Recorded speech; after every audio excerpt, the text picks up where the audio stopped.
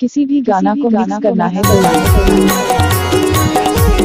ये सुरेश मरकाम का गायक थोड़ा जोहार मिस्टर सुरेश मरकाम को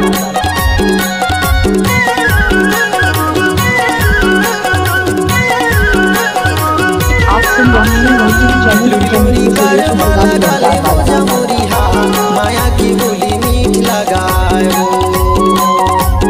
वो हीरापुर वाली माया की बोली मीठ लगाए माया की बोली मीठ लगाए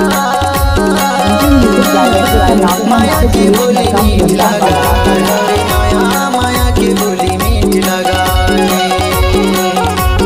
लोरी कर लगा ले वो जमोरी हाथ माया की बोली मीठ लगाए वो हीरापुर वाली माया की बोली मीठ लगाए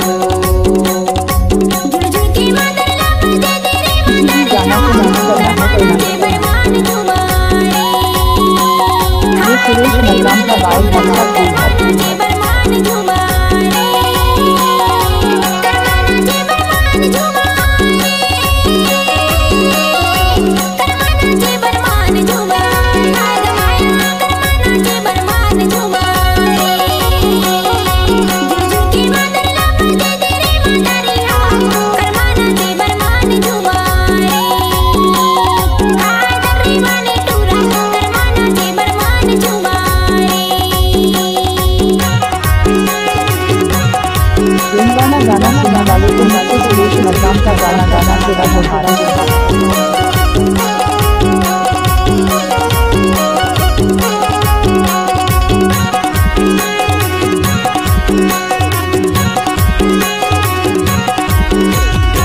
करमादा दरिया सुवारी ना गावो करमादा दरिया सुवारी ना गावो ऐसे संगीत के सुरताल में झूमर जाबो नारी संगी माया के बोली मीठ लगाए हाय वो हीरापुर वाली माया के बोली मीठ लगाए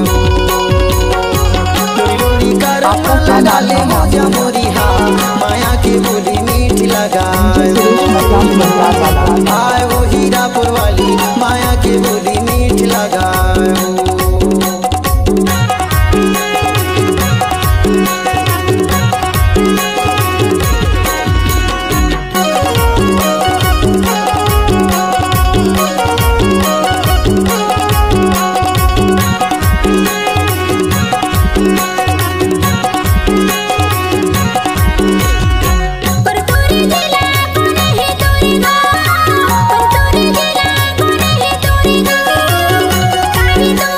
डीजे में सुरेश बाबू डीजे में सुरेश बाबू डीजे में सुरेश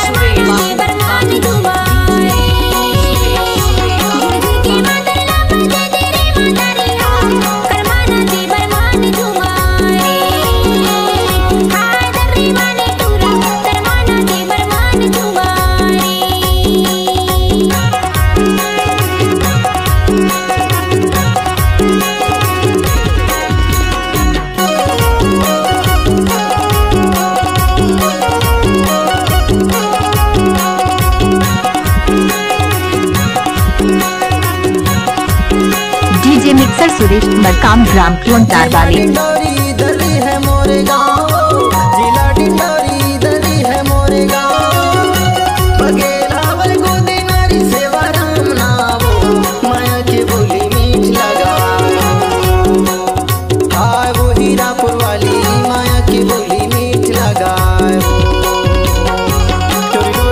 जब तक धरती आकाश रहेगा तब तक यूट्यूब पर उमेश भाई और डीजे मिक्सर सुरेश मरकाम का नाम चलता रहेगा। माया के बोली मीठ लगाए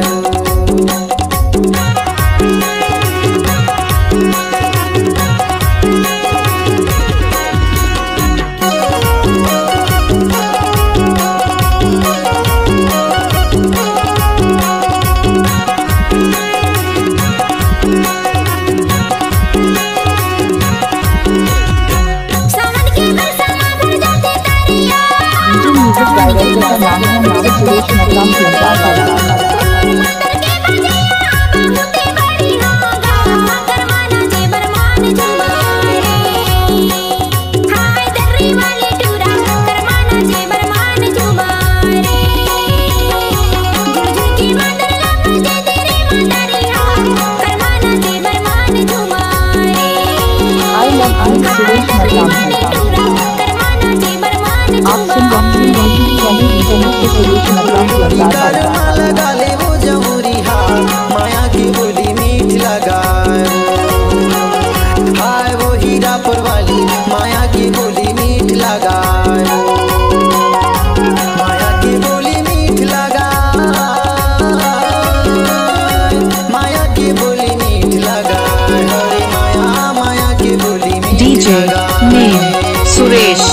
बाबू सुरेश बाबू आए वो हीरापुर वाली माया की बोली म्यूजिक डायरेक्टर नाम है सुरेश मरकाम सुल्तान वाला। माया की बोली मीठ लगा, माया की बोली मीठ लगा, आप सुन रहे हैं माया की बोली सुरेश मीठ मरकाम लगा, सुल्तान वाला। माया की बोली मीठ लगा।